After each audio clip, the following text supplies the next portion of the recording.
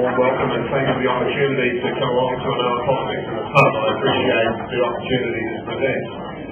When you talk about national politics and you talk to a group of diverse electors, it really does depend on the background and the things that are of both interest to people, because depending on where you are in your life, certain things will dominate your views. So what I want to do in the few minutes available now is talk about a couple of things that I think are the major national issues that dominate my thinking, because I'm quite sure when we get to questions there'll be more than ample opportunity for people to pursue those detailed matters of interest to all of you.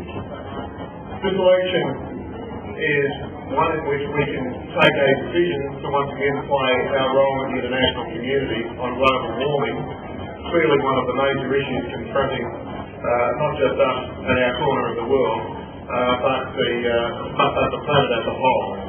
Unfortunately, we've now seen a decade go by where we have dropped the ball as a country, but worse than that, we've tarnished the name of Australia in the international negotiations. And I just want to turn the clock back very quickly.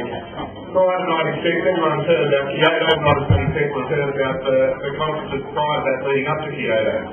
That was in the days when we actually had a Labor government, and we were staunch supporters and keen advocates of the work then being done to establish the first ever international protocol. By the time Kyoto came around, we lost office in 96. In 97, Kyoto was signed. The Australian government went to Kyoto. Most people don't appreciate two things about what happened there. The first was that we actually, as a nation, or I should say John Howard representing us as a nation, argued that Australia should be allowed to increase its emissions, not decrease them. And that was a pretty odd thing for one of the economically wealthy countries of the world to do. But Australia hung out, and eventually the rest of the world agreed. So we ended up walking away from Kyoto with a concession on the basis that the rest of the world wanted us inside the tent. On that basis, Australia signed Kyoto. It's just since then we failed to ratify it and do anything about its implementation. A decade has gone by and we're now in the lead up to the negotiations on Kyoto 2, or the replacement for Kyoto. Australia, as a non-ratifying nation, sits outside the voting bloc of those countries. Contrast that to the run-up to 96, 97, in the lead up to Kyoto. Under a Labor government, we actually had a very forthright international posture on those things. It's time we actually rehabilitated our reputation, but more important than our reputation, it's time we took some concrete steps. I'm sure there'll be some questions about it later. I just want to mention a couple of quick things. Labor is committed to a 20% mandatory renewable energy target by 2020. The Australian government at the moment has a renewable energy target of 2%. Which is an amazingly small figure and makes no contribution to reducing global warming and really is in stark contrast to the actions of most other countries around the world. And we've also committed to a reduction in carbon emissions of 6% by 2050. The second thing I want to mention that I think has national significance and affects all of us, whether we're employers, employees, self-employed or any age in the community, is work choices.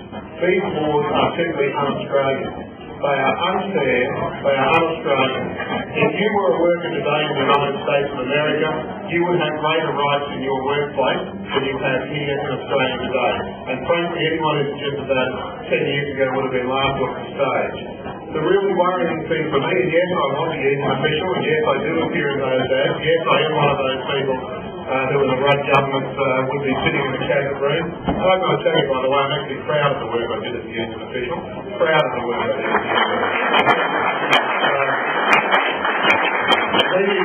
When you have a look at the direction the government has headed in, it is not over. And this is not simply a scare issue, although no doubt it suits that purpose. The simple fact of life is people like Senator Minchin, who is one of the hardheads, I have to say, of the Liberal Party, former director of the Liberal Party in South Australia.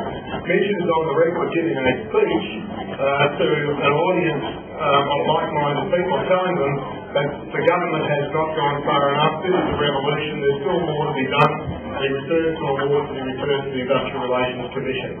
Costello, before he went into Parliament, actually was a lawyer representing employers in national wage cases, and on transcript of the national wage case argued, and this was long time before even Peter Rees hit the scene, actually argues that there should be a basic wage for all Australians, and that's the only guarantee we should have. Everything else above that should be a matter for negotiations in an open marketplace environment. That's Peter Costello's view on transcripts. Don't for 1 minute think that if we wake up on the 25th of November and John Howard is Prime Minister, that we've seen the end of those reforms and those changes. Ordinary working men and women in Australia deserve better than that, and it's time we actually put back in place some balance. And I think on that point many of the people on this platform would agree. The third thing I want to mention is health.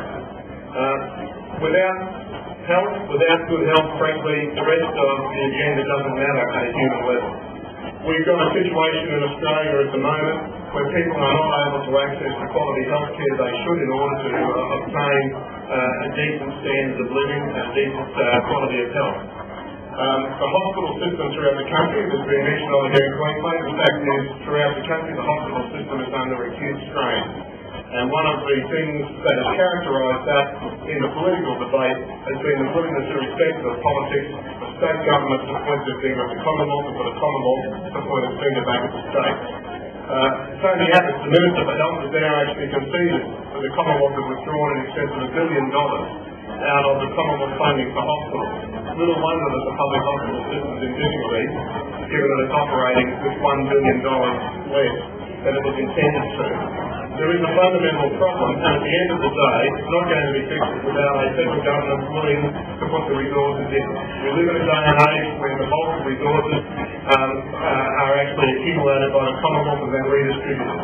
Kevin Rudd's commitment to a $2.5 billion program in health, and more than that, a commitment to say the buck will stop with him, I think is actually the most promising thing that's happened to public health since Labor government introduced free hospitals into the nation.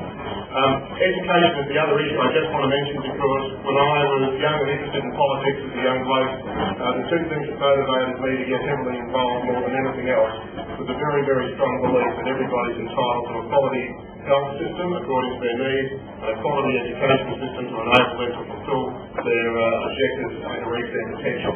We don't have that now. There's a raft of things that we need to talk about perhaps later on where we can address those things.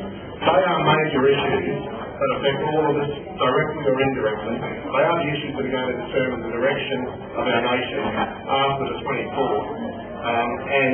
Hopefully they are the things that many Australians are considering in the course of the next 10 or 12 days when the lead up to that all-important vote on the 24th. Thank you.